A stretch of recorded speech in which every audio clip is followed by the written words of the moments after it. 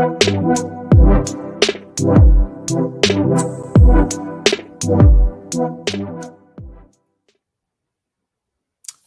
evening, Europe, and welcome to Green Screen. I'm your host, Sam Murray, and over the next few months, we will be bringing you a wide range of online film screenings and invite you to join our debates on the future of Europe, post-COVID recovery, and making our societies more resilient and sustainable. Tonight, we're going to ask the question, how can we act in solidarity to tackle global crises? The past few years have really pushed humanity to our limits, with the pandemic, alongside an ever-increasing climate emergency, demanding solidarity and global action on a gigantic scale. These crises have unfolded as populist leaderships have taken hold of many states around the world, many of whom have called for isolationist policies. But the pandemic has shown that these ego-driven styles of leadership have failed, and that only through global solidarity can we truly resolve and emerge from the horrors of COVID. Today, whilst in Europe, many are triple vaccinated and seemingly moving closer to some form of normality, there are still many countries in the world who are somewhat behind, with issues around patents on vaccines and challenges surrounding vaccine aid. It is clear that we need real global governance for our time and a new form of globalism to really solve this and other great crises. This vision is really achievable, and as we emerge from the pandemic slowly, to build a more caring and compassionate society with new models of governance that work for the common good.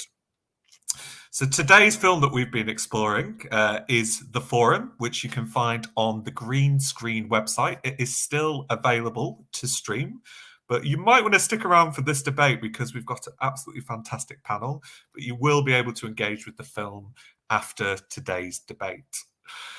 As per usual, I'm now going to invite to join us on the screen. It's my great honour and pleasure to introduce the Secretary General of the European Greens, Mar Garcia.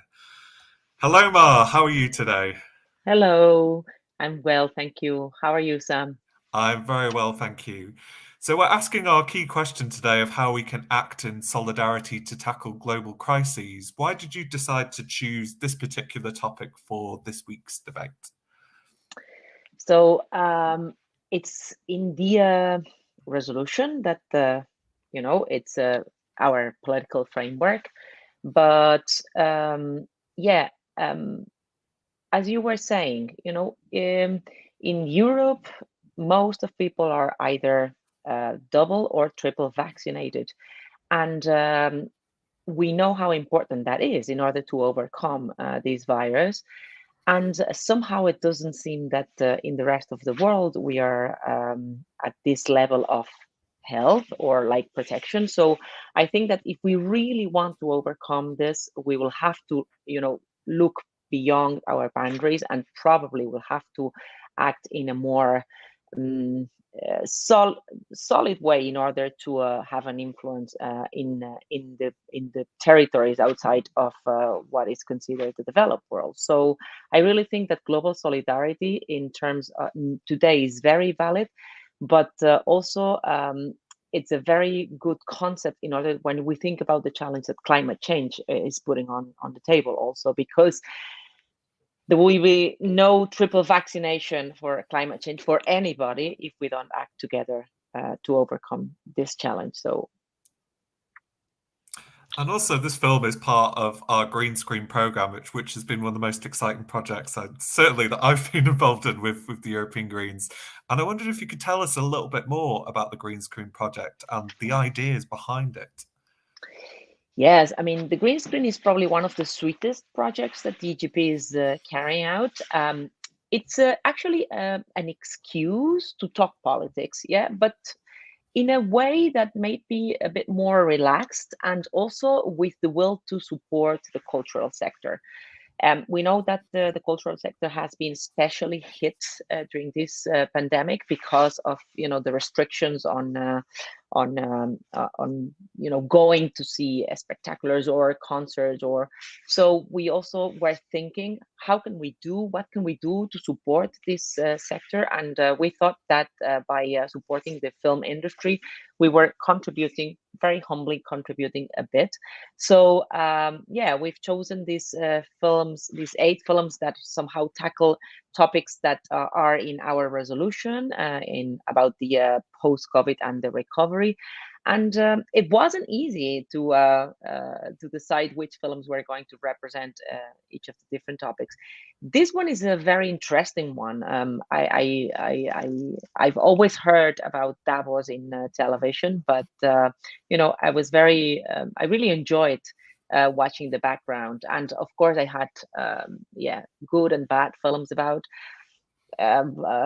Cynicism is a word that came up, but also a reflection about, okay, how much can we afford not to kind of talk to these people in order to advance in the fight against climate change, or advance in overcoming this health crisis. So voila, I mean, I hope that people like it, and we still have other films left. So I would like to just take the opportunity to say it's on the 3rd Thursday of each month. The film is available nearly all over the EU and beyond, also some countries. And and then you're invited to join and contribute to the debate with great speakers. Today is a special one with very high-level speakers and people that can actually take decisions to change our lives. So I'm very excited about it. And I think we're going to have a very, very enjoyable debate and discussion as well. Thank you, as always, Martha, for joining us. And we're now going to take a look at our trailer for our film, The Forum, which pulls the curtain back to reveal what on earth goes on in Davos, the very, very an event which appears very secretive and very mysterious to many. And this film really gives a wonderful insight to the dynamics within the World Economic Forum, but also those kind of discussions that are taking place. And it's also really interesting to notice when the camera's in the room and when sometimes within the film the camera's asked to step out of the room as well. So we're now going to have a look at a trailer for our film, The Forum. Thank you. Everyone's feet on the carpet and not here. This has to go back. Okay. Please, just please. Davos. Good to see you again. Okay. Hello, everybody. Hi, everybody.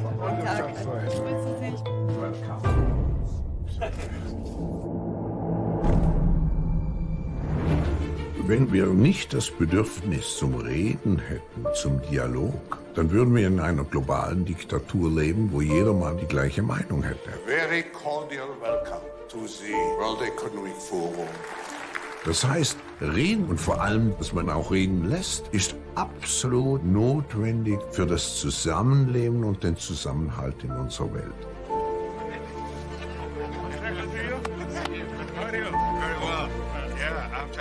Wenn Sie jetzt der Pfarrer einer Kirche wären, dann möchten Sie, dass die Sünder am Sonntag in Ihre Kirche kommen. Dear Professor Schwab, I am deeply concerned that as founder and executive chairman of the World Economic Forum, you are not doing everything to help change the course of history. The main solution is so simple that even a small child can understand it. I want you to feel the fear I feel every day. What we need is remoralization of globalization. The Amazon is burning under the presidency of Jair Bolsonaro. Of course, I'm concerned what he said, not only about environment. I think he needs to hear loud and clear that the Amazon is off limits. Oh, it's terrible. The man is very tough. The man was a captain. What is the problem with that? Greta, what is it that you want to change? Everything. Yay, that deserves a clap. Yeah. The greatest danger is the destruction of trust in presidents, in prime ministers, in ministers, in political parties, in international organizations, in banking systems, in multinational corporations, in democracy itself. Human labor. President.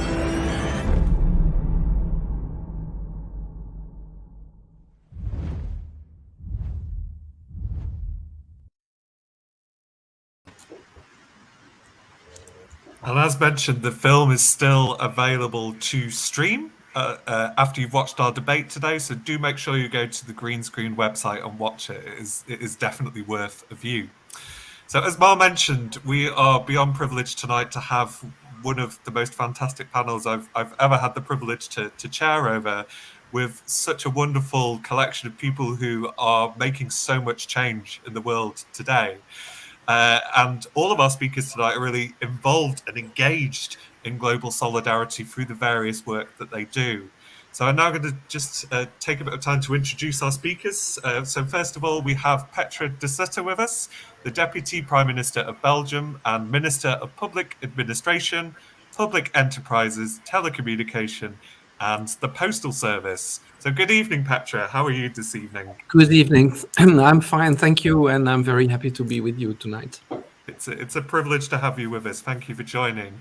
Next, we have joining us, and you may have just seen her in the trailer for this particular film. We are absolutely, again, honoured and privileged to have with us Jennifer Morgan, the Executive Director of Greenpeace International. Good evening, Jennifer. How are you? I don't think we can hear you at the moment, so you might just want to check the microphone. All set. Thanks. Great to be here.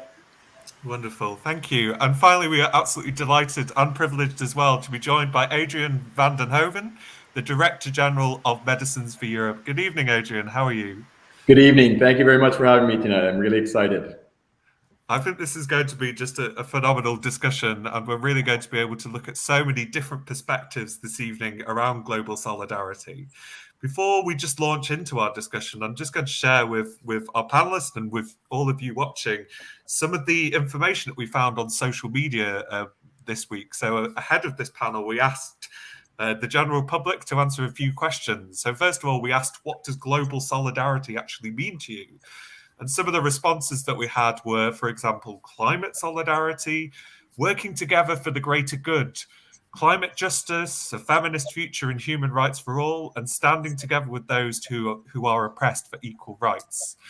We also asked a couple of questions in polls online on our social media, and we asked if empathy was a key value in global solidarity. And wonderfully, 95% of our respondents very much placed a lot of value on empathy.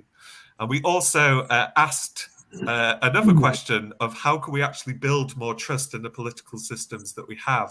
We had some really interesting responses to this.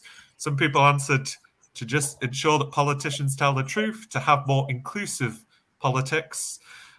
Somebody suggested that maybe current systems need to die out and find new systems, and that we ensure that we have fair systems so that everybody has the equal opportunity. And I think these comments really set us the scene for our discussion really nicely to be able to understand what solidarity actually means to us all today. So to begin our discussion, I'm going to ask Petra first. In the current globalized world that we have, where everything is interconnected, it kind of looks a little bit like nation states are no longer enough to solve the current challenges, because quite a lot of those challenges we're facing are also global. So Petra, I want to ask you, do you think we need global governance? And also I wanted to ask you, what role do you think that green politicians can play within this global governance?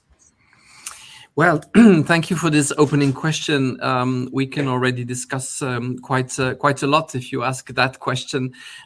First of all, global governance. I think for global crisis, we need more global collaboration and indeed maybe more decision-making at a higher level than sometimes this is the case today. For other problems, for other issues, probably local, regional, national, and so on levels work very fine. I've shifted my opinion a little bit on this. Before I came into politics, I was an absolute believer that everything should be regulated at the European level. And as you know, probably I was part of the European Parliament before I came into the federal government of my country. And I have understood that for certain things, probably it's better to regulate them at a national level than at a European level, and definitely maybe than at a global level. I'm talking about certain things that have to do with values. If we really would want to have a majority-based value approach across Europe, seeing how it is shifting, I'm not sure that I would be partisan to that. But on the other hand, big crises like the health crisis we are going through, climate crisis, of course, but also migration. I think we should handle these at a higher level, and so at a at least European level and global governance. That makes me think, of course, of the UN, and the UN also respects national sovereignty. Of course, it's a discussion place as well, where nations come together, share values and interests, but in the end, all have to make their own decision. I don't think that I would right now believe that a world government or something like that would work. I think there is too many differences, much too much polarization around the world, and that this is a far away dream. But maybe one day it might work. I want to touch shortly, and I will not be too long, on what you called trust and belief in politics and in democracy. And that I remember that from your introduction, and I want to attach this to what it means to be Greens in government. I think to have trust of populations, of people, again, in politics, in democracy, in authorities, in science, we also know what the pandemic brought with it. We need transparency.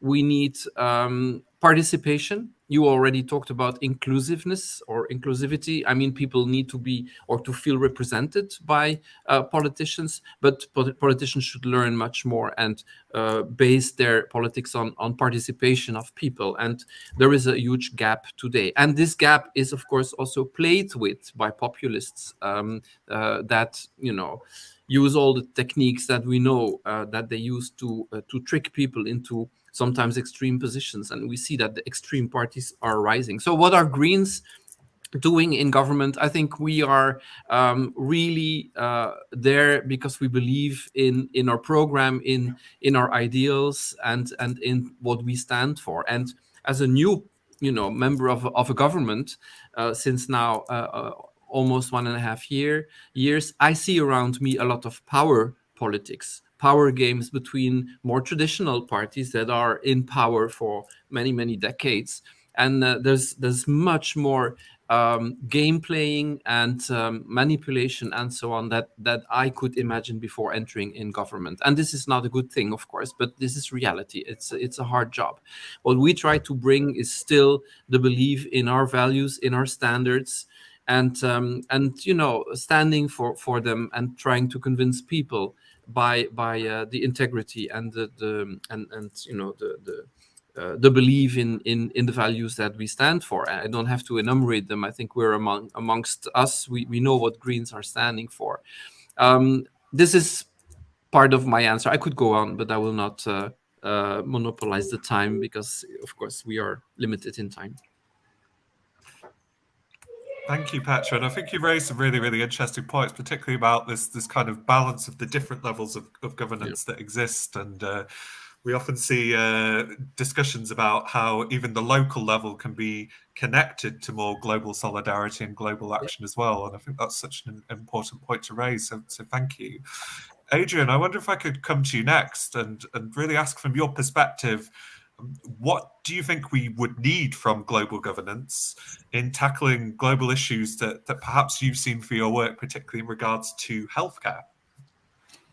Yeah, thanks a lot.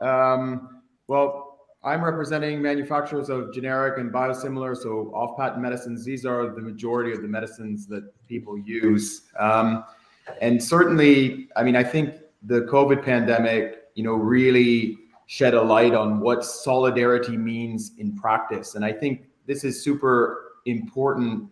As the Deputy Prime Minister was mentioning, there are different levels of government, the European Union, member states, the United Nations, all these different levels of government, and they all play a critical role in healthcare. But they also need to deliver. And I think in healthcare, it's really a space where everybody agrees that whoever is sick deserves to be treated. I think there are very few people who would say, oh yeah, a sick person shouldn't be treated just because maybe they're poor or they're part of a minority group or something. I've very rarely met anybody in healthcare who believes that. So I think that's really a concrete measure of solidarity. If someone's sick, they deserve to be treated. I think we saw during the COVID pandemic that kind of cooperation was both accelerated. So there was a lot of cooperation between countries. The European Union made huge progress, but there were also tensions because a lot of governments were afraid for their own populations. And so a lot of governments also took measures to favor their own people at the expense of their neighbors. And that is definitely not solidarity, of course. So I think really what I can say is I think there are two things that have really evolved. I think the European Union did not do a perfect job in the COVID pandemic. But one thing that is crystal clear is everybody now understands what solidarity in healthcare means in the European Union. And that means that if you're here in Belgium, which has pretty good access to medicines, not perfect, but pretty good.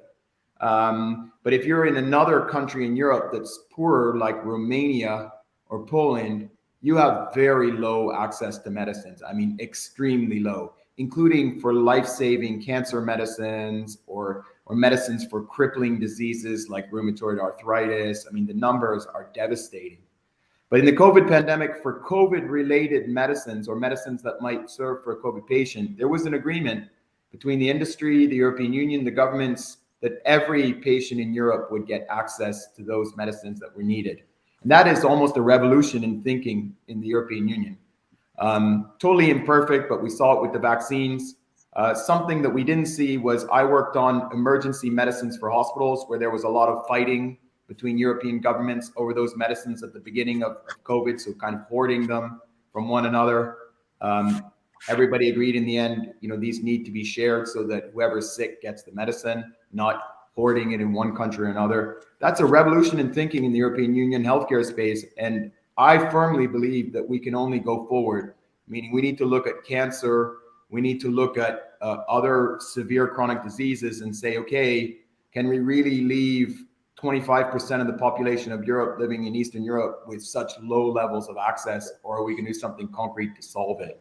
And I'm a firm believer in solving it. I think also at the global level, there was great cooperation. We worked a lot with the World Health Organization. There were a lot of clinical studies to try and repurpose medicines. So basically older generic medicines for use in COVID patients. Not all of those repurposing efforts succeeded. So there were a lot of failures there, but there was a great cooperation to collect clinical data to see if some of those antivirals, for example, would work. One medicine, a corticosteroid, dexamethasone, for example, was repurposed for the use in COVID. And it's a very inexpensive medicine that has been used globally around the world. There was huge cooperation between the pharmaceutical industry, generic industry in particular, to try and solve problems, share information. And that was really fantastic that we're able to work in such a cooperative way in an environment where literally almost every border shut down around the world, including inside the European Union. So I believe that cooperation was important. I'm very sad that so many people still died from COVID, because in Europe, it's almost 1 million people who died. Around the world, it's several million. So, obviously we didn't totally succeed. But I think the efforts put in were really monumental. And I think it was really concrete. And I'm proud of everything that people tried to do to succeed in terms of solidarity. And I think that comes across very, very clearly from what you were saying about how the values of solidarity are really, really reinforced, particularly by that core belief within the medical profession of, whoever is sick deserves to be treated. And it's very, very heartening, I think, to hear that, to see that approach is still lying at the heart and the center of what is, mostly the purely logistical challenge of being able to distribute all of these medicines that are required on such a large scale. So that's really, really fascinating to hear. Thank you. We're now going to turn to Jennifer finally for this section of questions. And I wanted to ask you if you feel that current global infrastructures that exist, like the UN and other kind of agencies connected to it, are really enough to tackle the global challenges that we have? Or do you feel that we need different approaches to global solidarity? Yeah, thanks. And great to be part of this discussion. I think that, first of all, the United Nations is fundamental. It is, we're working on collective problems like a climate emergency, where the actions of one state can mean the sheer destruction of another. And I think the thing to remember is that in the UN, in the climate negotiations and others, the most vulnerable countries are at the table. And they have a voice, most certainly, which is absolutely needed and can be, therefore, in a way, bringing global solidarity and calls for global solidarity into the process, and confronting major emitting countries and those particularly that are historically responsible to be acting in a way that has, humanity and the planet first. I think that's quite different than, for example, other platforms like the G20 or the Major Economies Forum, where you just have the large emitting countries there, and those whose very existence at stake aren't even at the table. But I have to say, within the UN and the UN institutions, I mean, it's very clear we need systems change, because we need something that does not have the short-term economic interests of a small group of individuals or corporations at the heart, but rather the well-being of people on the planet first. So we need to challenge the Bretton Woods institutions quite fundamentally. The World Bank, the IMF, we should be seeing debt cancellation. And frankly, we're far from what's needed in terms of vaccine equity around the world, which is quite shameful, I think. So, we need to, within the system, yes, you need the United Nations, but you also need to be flipping it on its head and be prioritizing other important priorities, whether it be, health, whether it be the environment, climate emergency. And I think it's really clear, though, right now, this question about nation states, and it's, for me, having, been in Glasgow at the latest climate meeting, it's quite clear that, it's not nation states alone anymore, that it's way more complex. And I think this is a positive thing, because the movements, social movements, youth movements, climate movements, justice movements, inequality movements, we are all working together. And in Glasgow, you had a situation where things came into the text that I think without those movements would have been unimaginable. For example, for the first time, this is a bit crazy to realize, but the words fossil fuels were actually in the text, as well as coal, with a call to phase down in the end coal and phase out fossil fuel subsidies. And that in the past had been impossible to get in because, countries like Saudi Arabia had blocked voting rules, so everything has to be done by consensus. But what I'm seeing is actually a much more dynamic system right now, where nation states certainly are the formal participants, but it's movements and civil society that are really making, in my view, the outcomes to happen, at least at a Glasgow was weak and it was meek, and it barely kept 1.5 in sight. But it did send a signal on the fossil fuel industry. And I guess the other, I think that's the thing to really know about some of these systems, like within the United Nations is made up of nation states and many of them have very powerful fossil fuel and other interests that dominate decision making, especially if they fund elections or, so I think that's a place where approaches are needed. And then two others I just want to mention, because I think, just to expand a bit, one is looking at the role of those interests. Right now, Greenpeace, with many other organizations, are running a campaign in Europe to ban fossil fuel advertising, just as big tobacco advertising was banned because of all of the obvious efforts there to greenwash and misinform the public. So approaches like that, which actually would bring a directive on the European level to go at that systems change. And the second, which I think is really important in right now, if you look at approaches, is litigation. And that's about global solidarity. So the court case that the Supreme Court in Germany decided in favor of youth, that Germany had to raise its ambition because the target that it had would have meant an undue burden on youth right now, both from the impacts and for what they would need to be doing to reduce emissions to stay within 1.5. That's solidarity. There's cases with countries bringing forward. There's cases, Human Rights Commission in the Philippines looking at the carbon major companies, holding them responsible. So that's another one I would bring in on approaches that we need in addition to that UN. Thanks. And I think it's also a bit of a hopeful narrative that you're giving us there, Jennifer, as well. That, you know, more traditionally we've had fossil fuel companies in the room, we've had larger corporations in the room for a lot of talks, but now to see slowly but surely the voices of different movements gathering together and not only being allowed into the room, but demanding to be heard and demanding to have discourse and interaction. And there's something that feels quite hopeful about that moment as well, and hopefully this can only grow.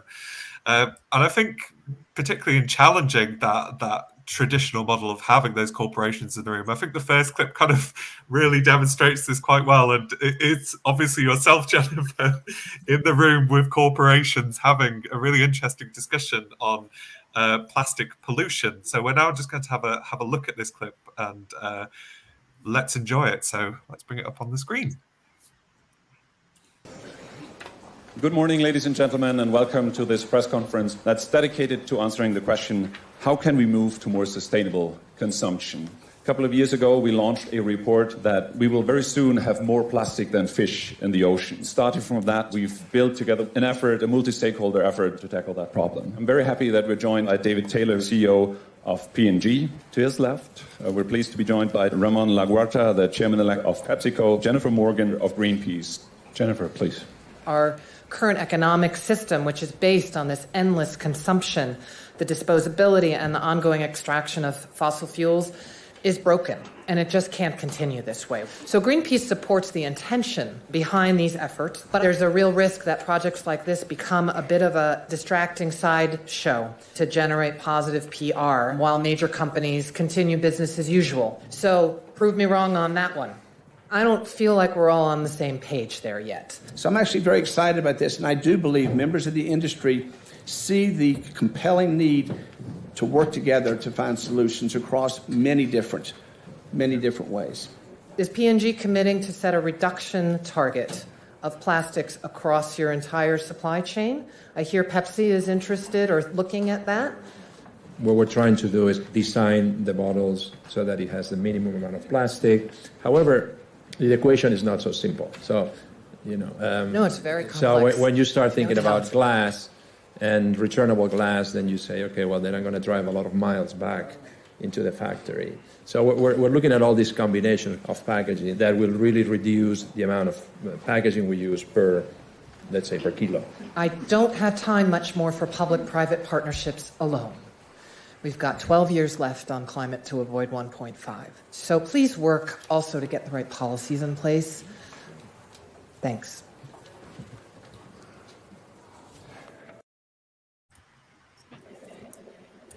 And I think what's wonderful about this clip is, Jennifer, I feel you were the voice for the audience when you were in that particular discussion and debate. And I immensely admire you for being able to keep your cool in the face of, quite questionable leadership on some points. There's also another moment in the film where you meet Jair Bolsonaro, and I very much admire you for keeping cool in that particular situation as well, and questioning about his actions in the Amazon. But I'm going to come to you next on this round of questions and ask you in particular, how should we be really engaging with platforms like the World Economic Forum that might not traditionally from the outside seem like the right kind of spaces to be involved in and engaged with? Yeah, no, it's always a challenge to be there, to be honest. And we ask ourselves every year whether we should go, and many NGOs don't go. And I think that's totally good as well. And my first thought to your question is, well, maybe this work shouldn't happen anymore, because I even think since this meeting, the legitimacy of it is I just don't see much legitimacy of it anymore across the board. So I think that's the first question, really, is in a world where it's so obvious that voluntary measures and corporate, public-private partnerships have not worked. You just need to look at the science, at the numbers. Is this actually the place where anybody should be engaging anymore? I think if it does happen, then I think we should engage them speaking truth to power. I think we should be working that they are not just talking, as Klaus Schwab said. Yes, we all need to talk, but we actually need action. So my expectation is, that if they go to Davos, if all the banks go to Davos, just as an example, well, then they should be sitting down and figure out how and commit that they would like to be regulated in order to phase out fossil fuels and industrial agriculture, and that the leadership of the WEF, and I've had this conversation with Klaus Schwab, should be demanding that. We use the meeting often to be publicizing what, for example, the financial sector or the banks aren't doing. In 2020, 24 banks that went to Davos, they're still financing the fossil fuel industry by 1.4 trillion. So I think engaging it is, if you do engage it with facts, but actually with truth to power, with actually really pushing that they don't just sign these statements that they're going to go net zero, because as we're seeing, there's very little, there's a lot of greenwash within many of those net zero commitments from companies like Shell and others. I can elaborate if that's of interest. But really be moving that there's going to be mandatory regulations in place to drive the type of change that we need. And alternatively, at the same time, commitments to alternative development solutions. So not just pushing things like offsets, for example, but actually looking at how we're going to move away from an extractive economy. So alternative ideas, pushing for actual real policy, challenging the system. I guess that would be my engagement approach if one engages at all. And I think that's such a really, really important point to even consider. And I really like the idea that you have that conversation within your organization on an annual basis to kind of track onto the changes that are happening in the world. And, these changes are constant. And we've seen, different styles of leadership constantly changing in some of the major, global players in the world as well. And I just think it's really, really fascinating to follow your journey throughout this film, to see how you have those engagements and also how you bring in the voices of various different activists, and particularly, obviously, the voice of Greta Thunberg into that conversation as well. So thank you. Adrian, I wonder if I can kind of ask you a question along similar lines. And from your perspective, should platforms like the World Economic Forum, or perhaps more healthcare platforms of a similar nature that you've engaged with, be engaged with to help tackle global issues? Oh, definitely. I've never participated in the World Economic Forum myself, so I can't really judge on that. But I've participated in numerous healthcare-related conferences, either conferences or more public policy conferences, if you wish. And these are important to align on big changes that need to come to healthcare. And I think these big changes are important, like, for instance, the digitalization of healthcare is definitely something moving very slowly, but it needs to come. But, how do we do that while maintaining these values of solidarity, for example, of increasing access, making sure this improves access, or it addresses problems like, can we use digital tools to reduce the risk of shortages of medicines, for example? So I think, just to introduce IT and digitalization for the sake of IT companies selling us databases and software, I think there's no point. On the other hand, if we can use that digitalization to really make a big difference, I believe we can. Then you need an alignment between the people who are going to build those systems, people who are going to use those systems, from governments, industries, healthcare practitioners, patients as well. And you need those systems to deliver on public health. And I think you need that kind of discussion to move that kind of thing forward. Just to give an example, I mean, during COVID, because there was this sudden huge demand for medicines or for vaccines, one of the things we realized in Europe is that we have some digital systems in healthcare, but you can't compare the data from one European country to another. It's impossible. So in fact, there's no real data, even inside the European Union, that can be compared. And in a pandemic like this, where you really need cooperation between countries, especially in something like the European Union, it makes cooperation very difficult. So we actually had to generate our own data. So for example, we had to estimate basically how many patients were going to get COVID and how many patients were going to go into ICU and emergency care for COVID, because we couldn't get that data from the European system, at least not projected long enough for industrial purposes. And so we had to come up with those numbers ourselves. I think these are things which you would think in Europe, where we're relatively advanced, these would be almost automatic, but they're just not there. So I think, these are kind of lessons where we can say, okay, let's build those digital systems. Everybody's talking about doing this. Maybe we should actually do it. But let's also make sure they really deliver on important public health needs. And I think that's something which we can definitely improve going forward. And these kind of conferences, probably not World Economic Forum, but more healthcare focused conferences, can help align views on that and make sure that these systems are built with a very clear purpose and that they actually deliver. I think that's such an important point as well, to find a route through these different engagements to ensure that making a difference is at the core of that, and to find those different patterns and changes to ensure that alignment happens within those discussions as well, I think is very vital and important. And Petra, if I may come to you finally in this kind of section of questions, and ask you, what changes do you think could be made to platforms like the World Economic Forum or very similar platforms as well, to ensure meaningful change and effectiveness when we come to tackle global challenges like the current pandemic or through climate change as well? Well, I will be a little bit doubtful whether a platform like the World Economic Forum can change into an instrument to, tackle these challenges. I think it's interesting to engage in conversations between governments and companies, and to listen and to raise awareness maybe, and to discuss things.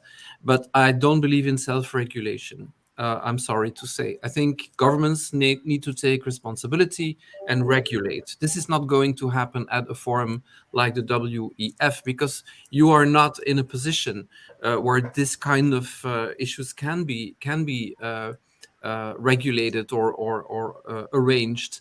There is no or there is a democratic deficit in this kind of a platform. They have no legitimacy to take any decisions. This is, powerful people amongst themselves. And so I'm not saying that you shouldn't engage with them. And I'm also invited, and on digital safety, I'll probably meet later this year. But this is not the place where I will discuss my legislation that I'm preparing, but I want to listen. I want to learn from how they see things. I think you should engage in that kind of dialogue, but we should take our responsibility as politicians, as governments, within a democratic, legitimate system, which has the democratic control, also political control on what is happening and how regulation is put in place. We also see that, there is a huge risk if we're talking about the green transition of greenwashing in this kind of fora. And I've enjoyed, of course, seeing the rather critical approach of Jennifer throughout the movie. But I'm sure that she will agree that this is not the place where you will really achieve change. And you're calling for action there. I think that's not going to happen there, because they have their own interests to be there. And I was already positively surprised that, and I didn't know that they engaged really with some meaningful subjects, that they give a platform to people like Rutger Bregman, and we all have seen that clip as well. I remember when it happened, it reached me as well, or that Greta Thunberg could be there, and so on. So that's interesting to see that engagement. But I honestly don't think that the forum in Davos will one day really solve the world problems. I think we need other fora there. We need democratic legitimacy for doing that, and political action and responsibility, like due diligence legislation and so on. Again, I'm sure that a lot of companies are really thinking about the big challenges and really want to move forward, but we'll probably still need regulation in the field of climate change or pandemic management, but also the fight for human rights and social and environmental justice and so on. This will not come from itself in a forum like that of Davos. Maybe I'm too critical. I haven't been there yet, but that's my feeling, as I thought it was, and also it didn't really change after screening the movie. You're right. If you want to respond at all, Jennifer, feel free. No, I completely agree with you. It's not where the solutions are going to come from. I think you can go there and you can try and push and pull and everything else, but it's broken. It's not. I totally agree with you. Yeah. I'd like to just maybe ask one question. So I'm not going to pretend to have the credentials on the environment that the other two speakers have, but what I can see, I mean, we're a relatively small or medium-sized industry, but what I can see is that finance, so investors or green bonds and this kind of thing, it is having a big impact on industries. I mean, obviously, if you produce medicines, you produce either chemical or biological forms of medicines, which is the case for us. Biological doesn't have big environmental impact, but it uses a lot of energy. Chemicals obviously would have an impact. But I can see that the big driver has been the changes in financial approaches. I don't know if those are laws and regulations or a combination of laws and regulations and practice, but it's definitely having a big, what I would call positive impact in driving industries to make more environmental choices, better energy choices. I can see that happening very dramatically over the last 5 years, I would say. Can I make a comment, Adrian? Yeah. Because I understand your point and I fully take it.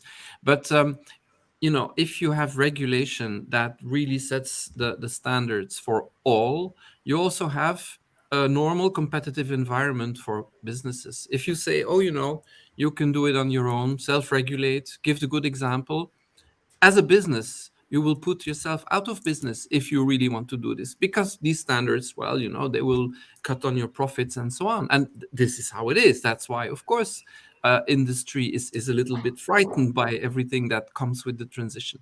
So, it is governments, it is the authorities that have to put the legal framework in place so that you have a level playing field for all of us to move into the right direction. It will not happen by itself.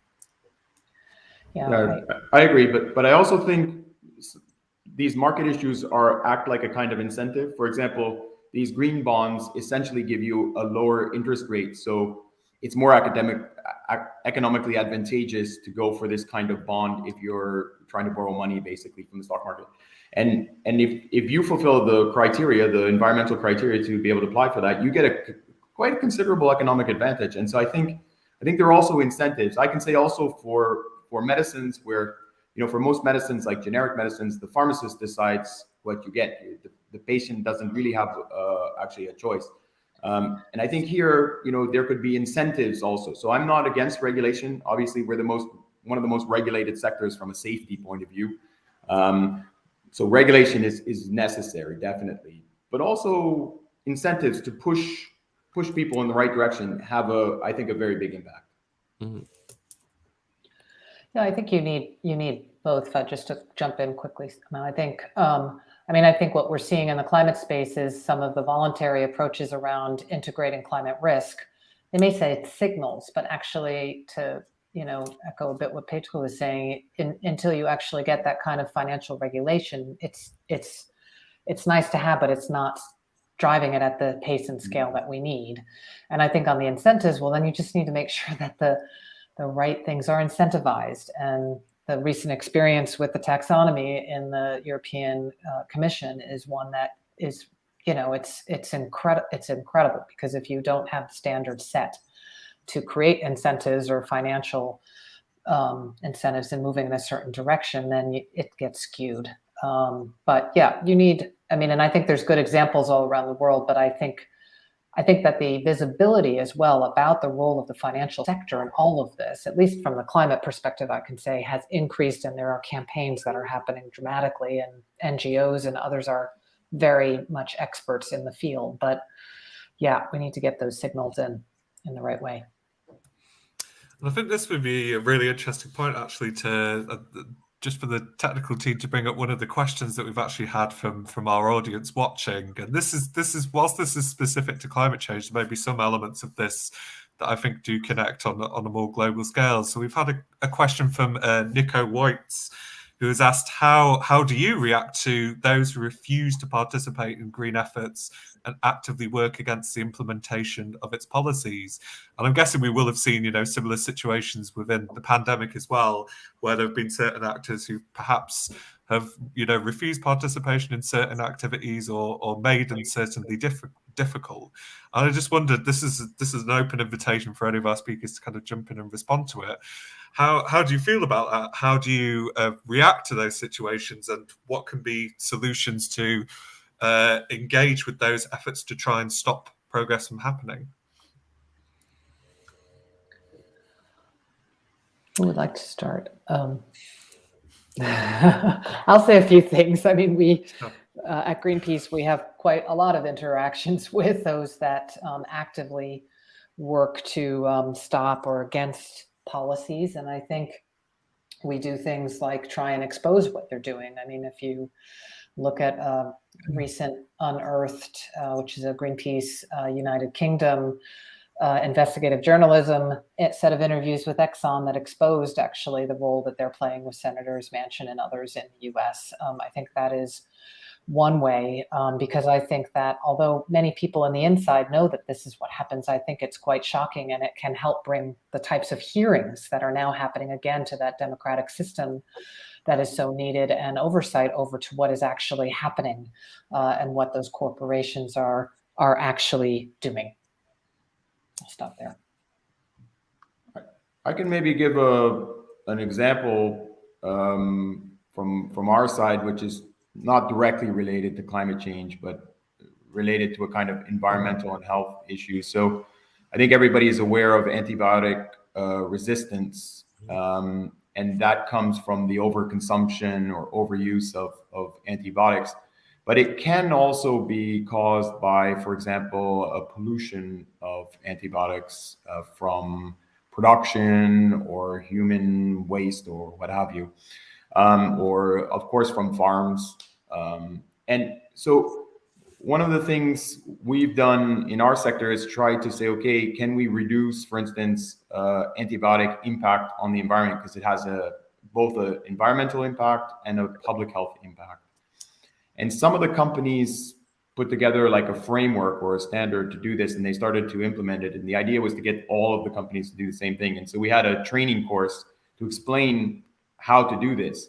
And what was surprising is the companies that were doing it, they had costs, so it wasn't free, okay? But they also had benefits. So they had industrial benefits, so efficiency benefits, if you wish, from doing it. And what was amazing was all the companies who went to the seminar, they said, oh God, here we're just gonna have a bunch of costs and constraints and terrible things from a, let's say, profit perspective, okay? And then the company said, well, there are some costs, there are some challenges, you need to invest, you need to do these kind of things, you need to plan, all the stuff you do in the industry anyways. And then they said, but there are also some gains, some benefits, not just for the environment, but also for the industry itself. And I think if you can transform the industry's thinking from this, you can make a lot more progress. Again, we can't pretend this has no cost. It does. It requires investments, but there can also be, material gains if you look at it on an industrial scale, and you can make big differences for the environment, or in this case, also for public health, but also for the efficiency of your business. And in the end, if you don't have an efficient business, you're not going to be in business for very long. Thank you. And I wondered, Petra, did you have anything you wanted to add? Well, again, I'm thinking as a politician and from government side. I mean, you put legislation in place to advance your agenda, and then you implement it, and you check and you control and you sanction if necessary, and you can give incentives. You can give fiscal incentives, whatever. I mean, you don't always have to sanction. You can nudge to advance this agenda, but if you have put a framework in place and it's legally binding, there's no way in refusing to implement it. So, I mean, maybe I'm thinking too much as a legislator now, but for me, that's, the only way. And that's a democratic process, of course. And that's why Greens in government are so important, because we're pushing that agenda further and faster than probably governments where there's no Greens. This is what we do, and then if you have that in place, you can advance and achieve the agenda. But maybe I'm misreading the question, or I'm just thinking too much as a politician now. So I'm. I think that also shows the power of legislation as well, and how it can ensure certain behaviours and certain activities. So just before we come to our final question, I just wanted to pick up, because we actually have the clip of Rutger Bregman making his comments. I know, Petra, you were mentioning this before, and I thought it would be a moment that I personally, well, I don't know if enjoyed is the word. It's sad that it had to come to the point where Rutger had to say this, but I'll let the clip speak for itself. And here's just a short clip of both Rutger Bregman and Jane Goodall really talking about the hypocrisy of what was happening at Davos that year. So we're just going to show you the clip now. Everybody, thank you for coming.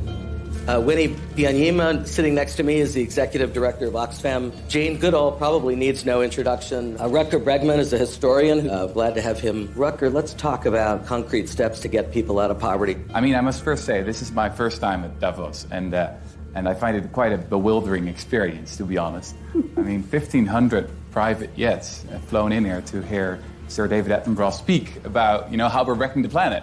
And I mean, I hear people talk in the language of participation and justice and equality and transparency.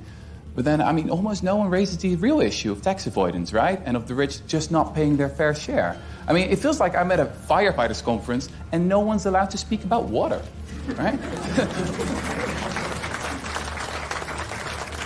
I mean, this is not rocket science. I mean, we can talk for a very long time about all these stupid philanthropy schemes. We can invite Bono once more, but come on, we gotta be talking about taxes. What's gone wrong? How is it that the most intellectual creature that's ever walked on this planet, destroying its only home, destroying the environment, and causing all these inequalities in our societies?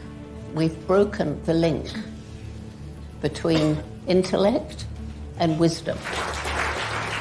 We had the financial crash in 2008. Now we've seen the rise of populists around the globe, right? Trump, Bolsonaro, we've seen Brexit. And what gives me great hope right now is that there's a new generation that is actually waking up, that doesn't believe the myth anymore, that the vast inequality we see today is just the force of nature. People waking up and realizing that they've been sold a lie.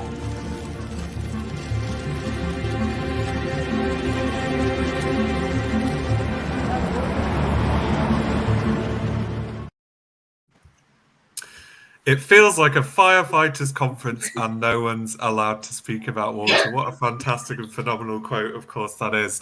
And what I also like about that clip is that just even the tension of the train arriving at the end and seeing our future generation and Greta Thunberg turning up and engaging in this discussion as well. So I feel like we need to end on a very optimistic note. And I would like to ask you all the same final question, really.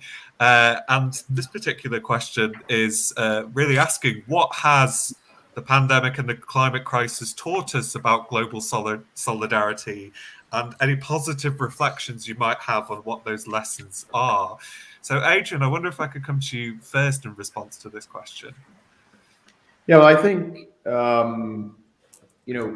we are living in a world with a lot of inequalities. I think that panel on WEF was talking about that.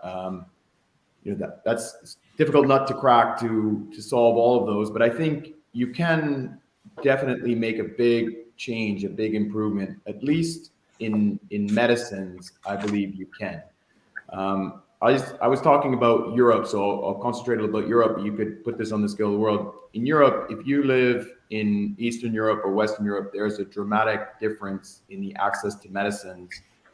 And I'm talking first-line treatments to medicines for severe diseases, sometimes deadly diseases, sometimes crippling diseases. And you definitely want to be in Western Europe. And there's a lot we can do at a very low cost, so not at a huge cost, to reduce that gap in the area of access to medicines. But it requires a little bit of effort, a little bit of concentration, because most of these medicines are actually off patent, so they're not that expensive, generics or biosimilars or what have you. And yet you still see a dramatic lack of access in the poorer parts of Europe. And I think, as we saw during the pandemic, when it came to medicines needed for the pandemic, we were all willing to work together, make sure everybody in Europe had access to those medicines. So why could we not do it for cancers? Why could we not do it for debilitating chronic diseases? And it's not going to cost a huge amount of money. A lot of it is about the efficiency of organization, a little bit of technical support from one country or the European Union to another country. And we could do a huge amount. And so I'm a big believer that we can deliver on this with a little bit of focus and a little bit of effort.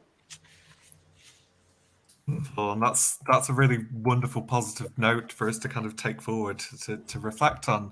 Petra, I wonder if I could come to you again with the same question of what has the pandemic really taught us and the climate crisis taught us about global solidarity?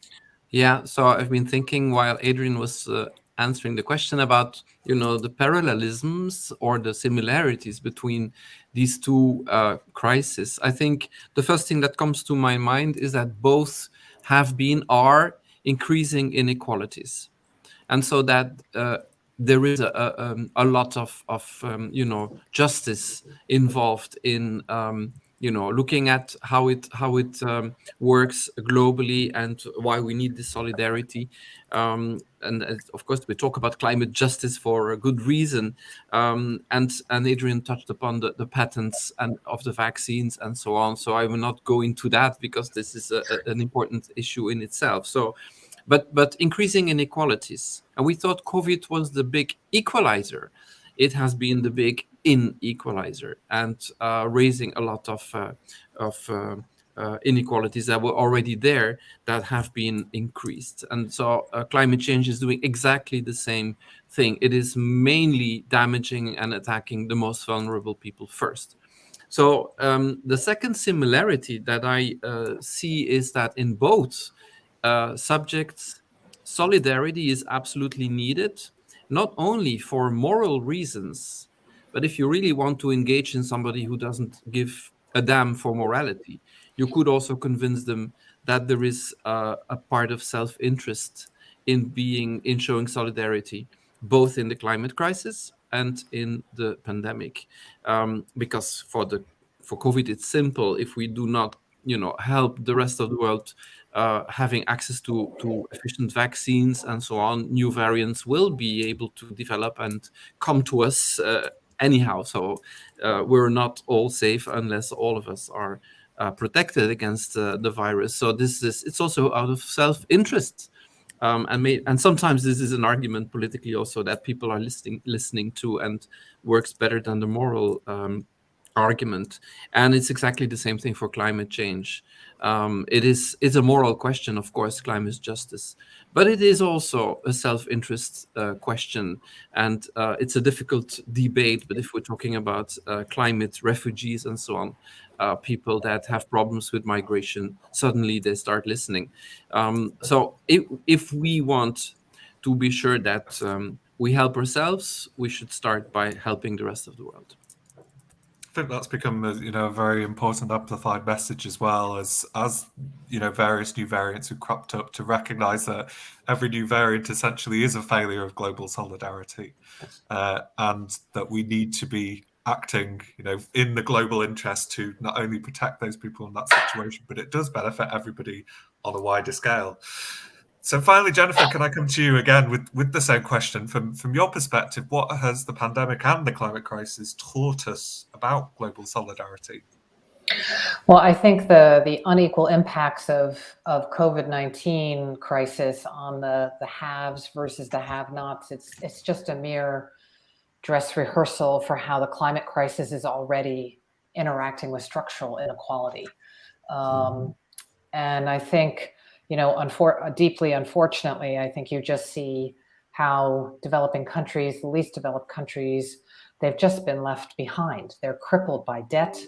We talk about the pandemic and the health issues, but what it has done to their economies, and yet you don't really have solidarity, from the global north by any stretch of the imagination in those situations, as I mentioned.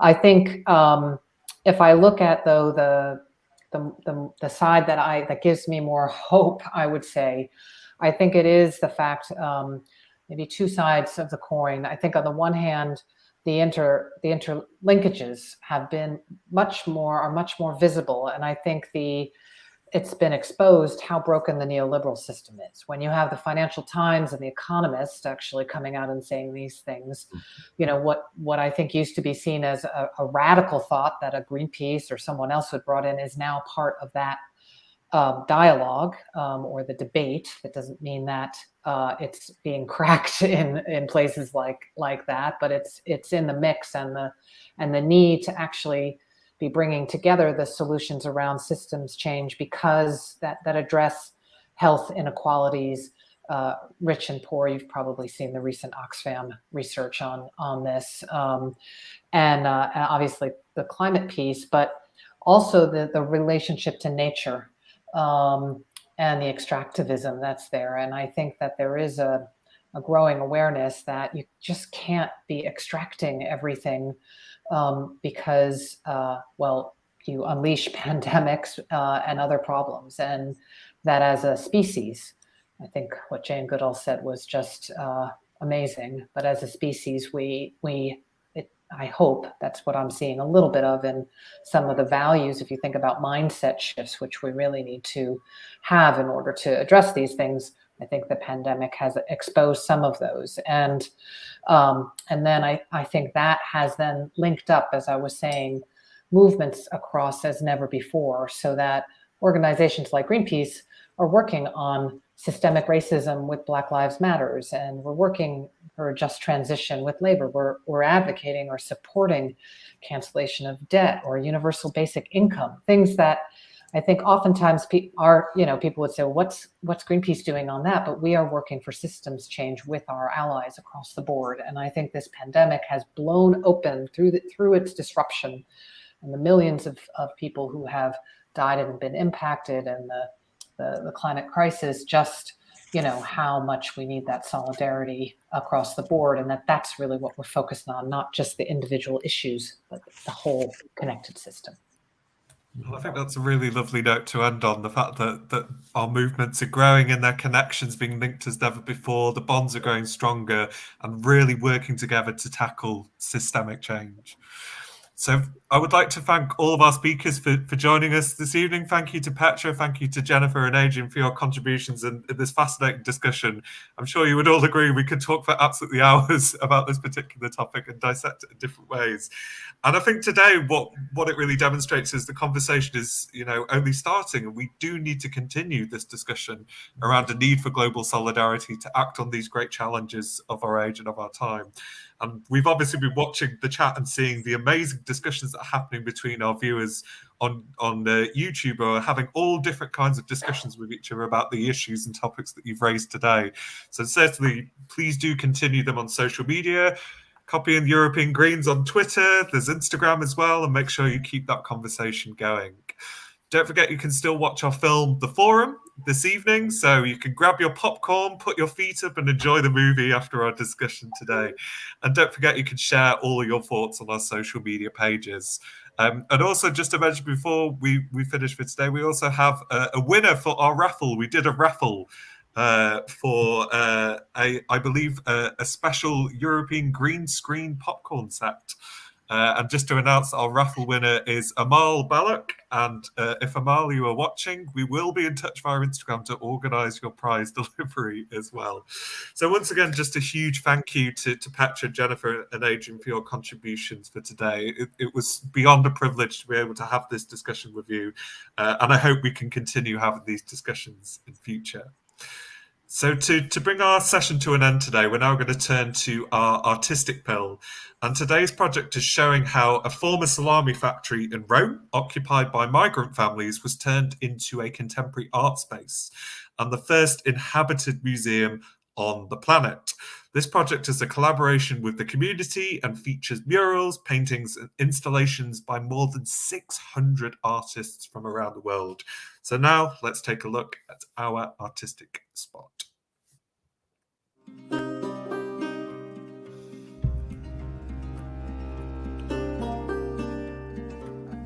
Mi chiamo Giorgio De Finis, di formazione sono un antropologo, faccio l'artista quando invento i miei musei, i miei dispositivi, faccio il curatore quando, come dire, collaboro con gli artisti che mi aiutano a realizzarli. Il MAM è il museo dell'altro e dell'altrove di Metropolis.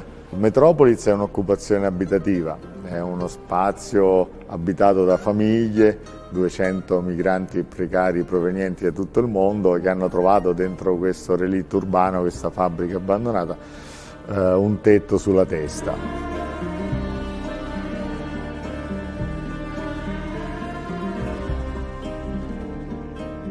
Il museo nasce nel 2012 per proteggere la casa di queste persone, perché ovviamente è un'occupazione illegale, soggetta alla spada di Damocle dello sgombero coatto, quindi l'arte in qualche modo sappiamo tristemente che vale più delle persone e quindi sgomberare l'arte è più difficile di sgomberare le famiglie e i bambini che abitano qui.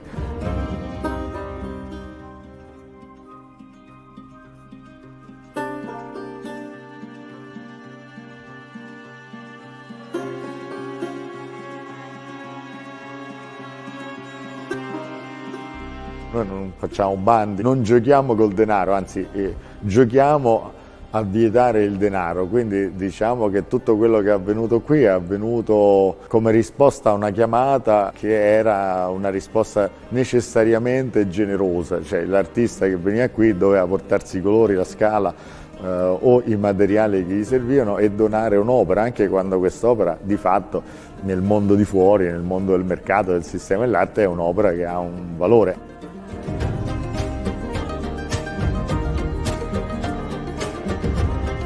Questi 10 anni sono serviti ad avvicinare in maniera straordinaria e anche, devo dire, non scontata e non sperata la parte dell'abitare con la parte artistica, no? Possiamo immaginare una città diversa, un mondo diverso e uno stare insieme differente, quindi per me sono piccoli esperimenti di una città plurale possibile, inclusiva, dove tutti hanno diritto almeno a un tetto, ma anche alla bellezza, ma anche a un museo.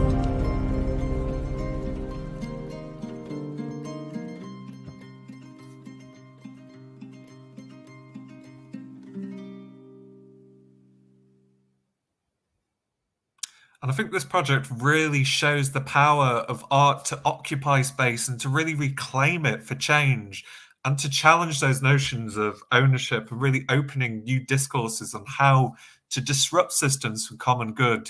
Because it's really, really important that we reflect on these notions and to realize that nobody is illegal and everybody should have a right to safe sanctuary and to safe spaces to live in as well. So thank you very much for joining us this evening, for watching our Artistic Spot, for our fantastic panelists for joining us. A huge thank you, as always, to our tech team behind the scenes and all of those involved in bringing the Green Screen project together. We're going to be back next month exploring the topic of demanding a feminist recovery, and we will be announcing the selected movie very soon, so make sure you set your social media alerts and you're following us on Instagram, on Twitter, and you'll be able to keep up to date with what's going on. So thank you very much for joining us this evening. See you next time and stay safe and healthy. Good night.